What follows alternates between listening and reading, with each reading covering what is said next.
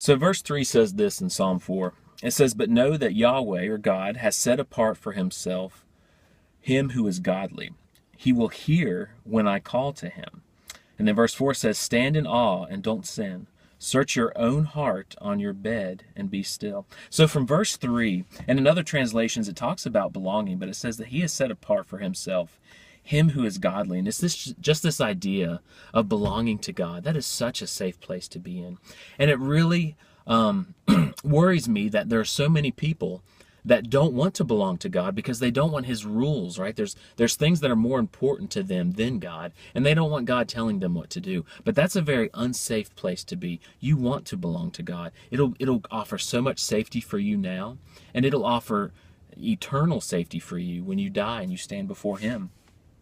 And then it says he will hear when I call to him. And I know I didn't criticize David. I just said, let's make sure that we have the boldness and the understanding of God's grace in the New Testament that the Old Testament saints didn't have. But I still hear how he had this confidence in God, that he will hear when I call to him. That's so good. And then verse 4, it says, "Stand in awe and don't sin." There is this sin that we can have toward God in that we don't trust him enough. We should be in awe. He is big. He is mighty. He has the right to send us to heaven or to hell. And I love this verse in another verse in the Psalms that really balances this for us.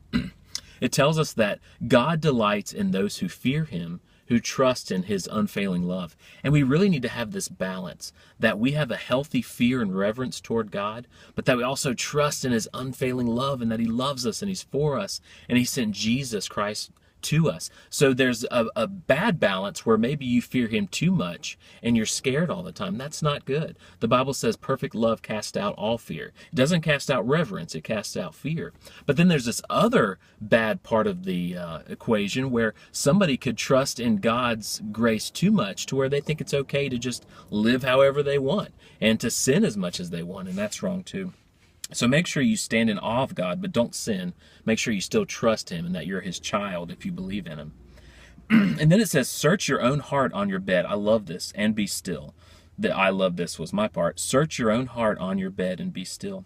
You know, the problem is that so many people allow things to take their focus off of what matters most, right? We should be thinking a lot about who God is, about our own death and our frailty and standing before God.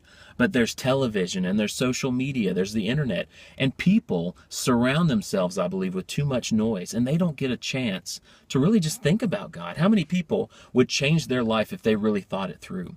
If they thought about the end and they do things that are foolish and that really get them in tough situations because they don't think through it enough. Make sure that's not you. When you go to bed, take some time just to think. Think about serious things. I know a lot of people are afraid of that, but just because you're afraid of it doesn't mean you can ignore it and nothing bad will happen. We've got to address these deep questions of who is God, who are we, what's going to happen after we die, who is Jesus, right? Ask yourselves and meditate on these things.